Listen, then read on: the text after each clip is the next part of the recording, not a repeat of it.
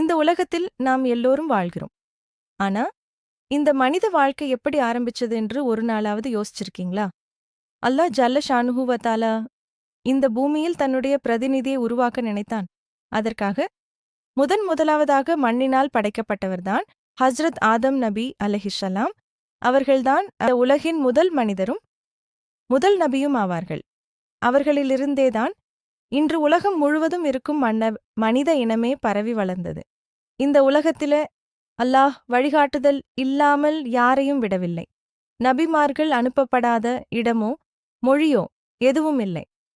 ஹஜ்ரத் ஆதம் நபி அலைஹி வஸல்லம் முதல் நபியாக இருந்தாலும் அவர்களைத் தொடர்ந்து சுமார் 1,24,000 நபிமார்களையும் ரசூல்மார்களையும் அல்லாஹ் இந்த உலகிற்கு அனுப்பி வைத்தான். ஒவ்வொரு மக்களுக்கும் அவர்களின் மொழியிலேயே சத்தியத்தை அறிவிக்க நபிமார்கள் வந்தார்கள்.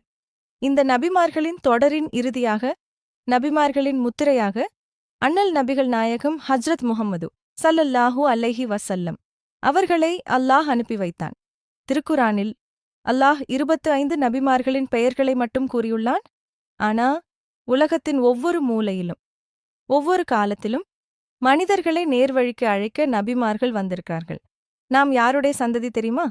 ஒரு சாதாரண மனிதன் இல்ல, அல்லாஹ்வால் நேரடியாக படைக்கப்பட்ட ஹஜ்ரத் ஆதம் நபி அலைஹி வஸல்லம் அவர்களின் சந்ததி. அதனால்தான் நம்ம வாழ்க்கைக்கும் ஒரு மதிப்பு இருக்கு. இன்னும் பல முக்கியமான விஷயங்கள் இருக்கின்றன. அடுத்த வீடியோவில் சந்திப்போம். சப்ஸ்கிரைப் சொல்ல மறக்காதீர்கள். அஸ்ஸலாமு அலைக்கும்.